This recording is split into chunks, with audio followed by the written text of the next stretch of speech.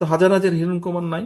কিন্তু খেয়াল করে দেখেন তো, হিরণ কুমার হিসেবে আপনি যখন বের হন, মানুষের সম্মান বা সালাম আপনি যেটা পান ঘর থেকে দিনে বের হওয়ার পরে, আপনার মতো অন্য হিরণ কুমার যারা আছে তারা কি পাচ্ছে সেটা? তাদেরকে হয়তো কেউ চেনেই না। কিন্তু আপনি কেন পাচ্ছেন? আপনি এই জন্য পাচ্ছেন যে আপনি এই দলের একজন নেতা, সেই জন্য কিন্তু আপনি সম্মান পাচ্ছেন, মানুষের 10টা মানুষের সালাম পাচ্ছেন। এখন ভাই, এখন ভাই কথাটা হচ্ছে যে 10টা মানুষ কেন সালাম দিচ্ছে? 10টা মানুষ সালাম দিচ্ছে যে আপনি বিপদে আপদে হোক বা তার ভবিষ্যৎ নিয়ে আপনি কাজ করেন, চিন্তা করেন। কিন্তু আপনি যদি এমন কিছু করেন যেটা তাকে আঘাত করবে, দুঃখ দিবে, আপনার পেছন থেকে সরে যাবে, আপনার পিছনে এখন আপনি সালাম পান, আপনি বের হলে মিছিল করলে সে এসে মিছিলে হয়তো অংশগ্রহণ করে, হয় মধ্যে থেকে বা পিছনে থেকে একজন সমর্থক হিসাবে। কিন্তু আপনি যদি এমন কোনো কাজ করেন যেটাতে সে আঘাতপ্রাপ্ত হবে, সে কি আপনার পেছনে থাকবে? সে কি পাবলিকটা আপনার পিছনে থাকবে? সে যদি না থাকে তো আপনি কিসের নেতা? আপনি কিসের নেতা? এবং এখন কিন্তু মানুষ অনেক সচেতন।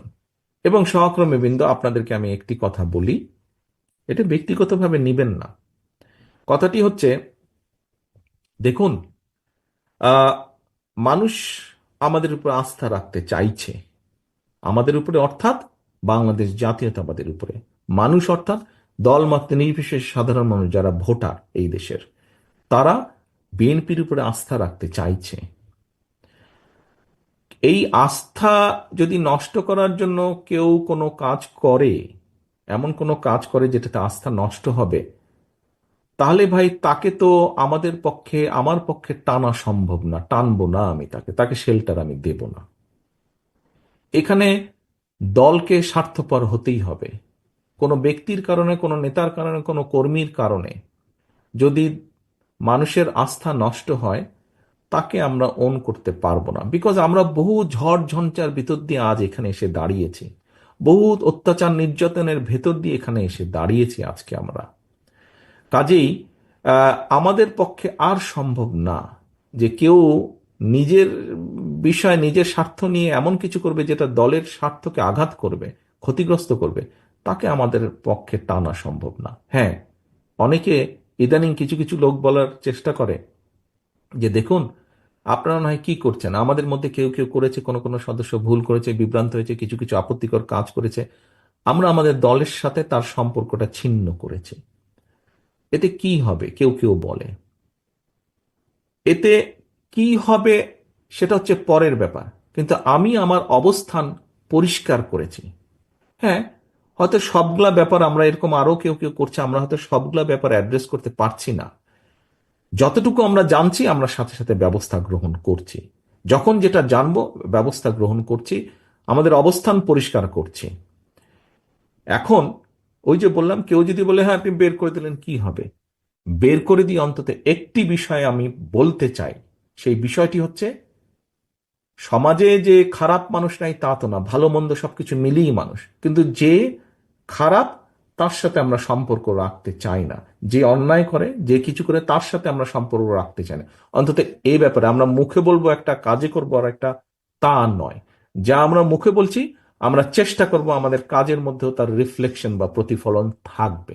সেজন্যই আমরা ব্যবস্থা গ্রহণ করছি। একটি রাজনৈতিক দল হিসাবে, একটি সংগঠন হিসাবে যেটি আমরা সর্বোচ্চ করতে পারি, আমরা সেটিই করছি, সেটি করার চেষ্টাই আমরা করছি, সেটি ইনশাল্লাহ আমরা করব। এখন আমরা যদি আজকে সরকারে থাকতাম,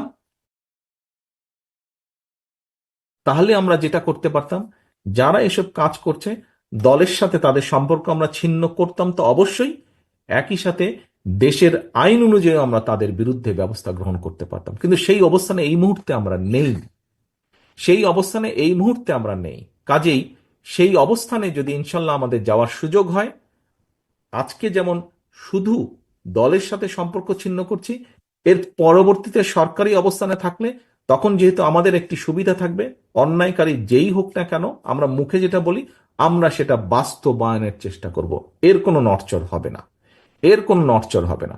কারণ কারণ জনবিচ্ছিন্ন যদি হয় কেউ, একটি রাজনৈতিক দল, রাজনৈতিক নেতা, রাজনৈতিক কর্মীরা যদি জনবিচ্ছিন্ন হয়, জনবিচ্ছিন্ন হলে, জনগণের বিরুদ্ধে, দেশের বিরুদ্ধে কাজ করলে কনসিকুয়েন্সেস বা পরিণতি কি হয়, ভাই আমরা 5ই আগস্ট দেখেছি, দেখেছি না আমরা?